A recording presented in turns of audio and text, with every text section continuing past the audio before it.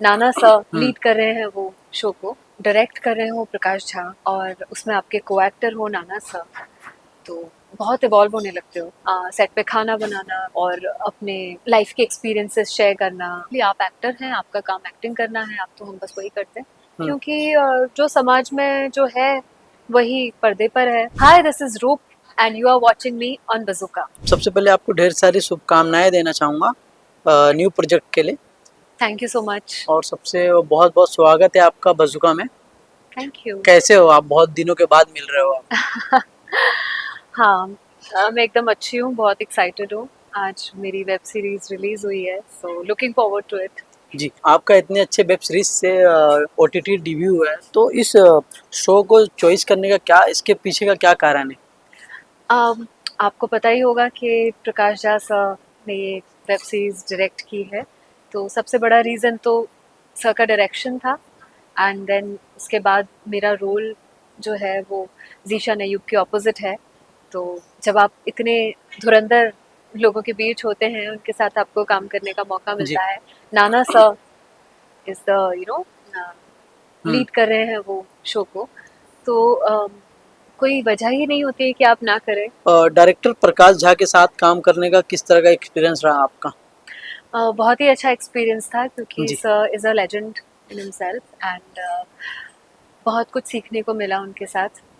और जो छोटी छोटी चीज़ें वो कहते हैं, he is a man of few words, but in those few words also इतना वेट होता है कि आपके सारे क्वेश्चंस के आंसर्स आपको मिल जाते हैं। तो इट वाज अ वंडरफुल जी। एक्सपीरियंस वर्किंग विद मैम, आप प्रकाश झा सर के साथ इससे पहले भी मिल चुके हो पहले, या फर्स्ट टाइम मिले थे आप? हिम। मैं एक्चुअली सर से मिल चुकी हूँ जी। फिल्म फेस्टिवल जो होता है गोवा में, हम्म। वहाँ पे मेरी सर से एक छोटी सी मुलाकात हुई थी, दैट्स इट। जी। नाना पाटेकर जैसे लेजेंडरी एक्टर के साथ स्क्रीन शेयर करना कैसा लगा आप? It was like a dream come true.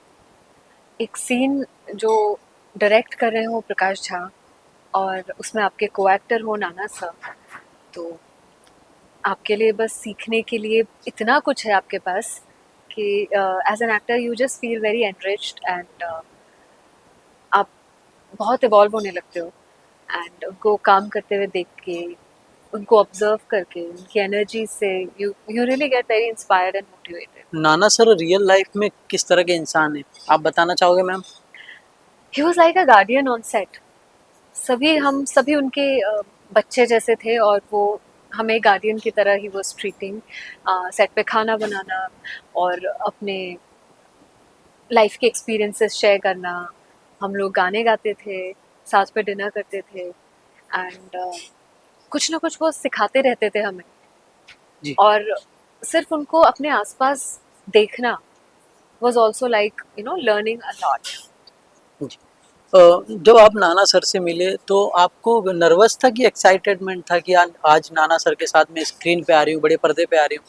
अब मैं बहुत एक्साइटेड थी, मैं मन ही मन चाहती थी कि शायद मैं कहीं तो नर्वस होंगी, बट जी। मैं बिल्कुल नर्वस नहीं थी एंड मैं बहुत एक्साइटेड थी। आई थिंक उसका क्रेडिट जाता है जो होमली फैमिली एनवायरनमेंट जो सेट पे था, उसको क्रेडिट जाता है कि कभी ऐसा लगा ही नहीं कि मुझे नर्वस होने की ज़रूरत है, because everyone was so cordial, so एक बहुत एक वार्मथ थी आपस में। And so there was just excitement to learn and evolve as an जी। actor. सेट पर जिशान सर के साथ बॉन्डिंग कैसी रही आपकी? बहुत अच्छी। Again he is a fabulous actor, he is from NSD. तो वो एक अलग तरीके की उनके साथ लर्निंग हुई मेरी। जी। एंड उनकी वाइफ का रोल मैं प्ले कर रही हूँ, तो हमारे मैक्सिमम सीन्स जो हैं वो मेरे नाना सर जीशान के साथ ही हैं। तो बहुत अच्छी बॉन्डिंग थी, बहुत एक कंफर्ट लेवल था। अ, बहुत कुछ सीखा उनसे भी मैंने।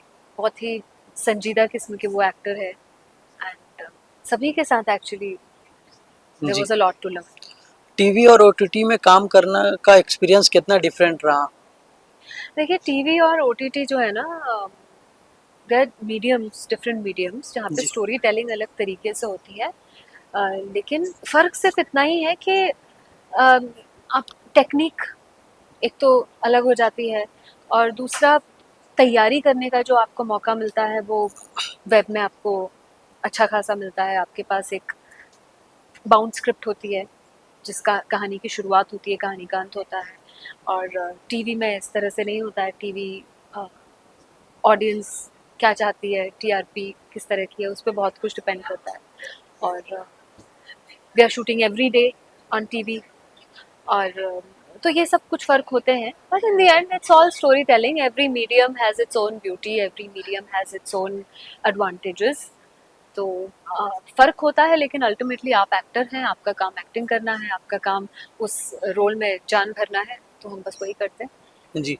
मैम आपका किरदार कितना अलग रहने वाला है और आप किस तरह से तैयारी किए हो? मेरा कैरेक्टर जो है जी। ज़ीशान की वाइफ़ का, जो कि एक आईपीएस ऑफ़िसर हैं, तो आईपीएस ऑफ़िसर की वाइफ़ किस तरह से अपने दिल पे पत्थर रख के, किस स्ट्रेंथ से वो लाइफ में आगे बढ़ती है, और किस तरह से वो अपने हस्बैंड को सपोर्ट करती है। नाना सर और ज़ीशान के कैरेक्टर के बीच में किस तरह से वो एक ग्लू का काम करती है, जोड़ के रखती है। That is the character all about. And इसके लिए मैंने प्रकाश सर के साथ मेरा एक मीटिंग थी, और जो राइटर है उनके साथ भी मेरी बात हुई थी, क्रिएटिव से मेरी कॉन्वर्सेशन हुई थी इसके रिगार्डिंग।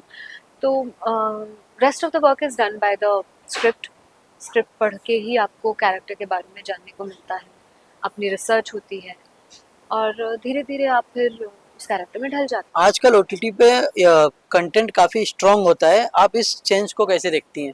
हैं। ये तो अच्छा ही चेंज है, हुँ। क्योंकि जो समाज में जो है वही पर्दे पर है।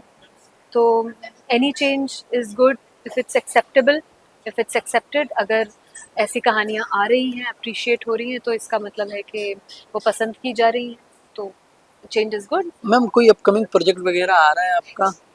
अब सबसे पहले तो यही आ रहा है, आज रिलीज़ इसके हुआ बाद? है, यही अपकमिंग है।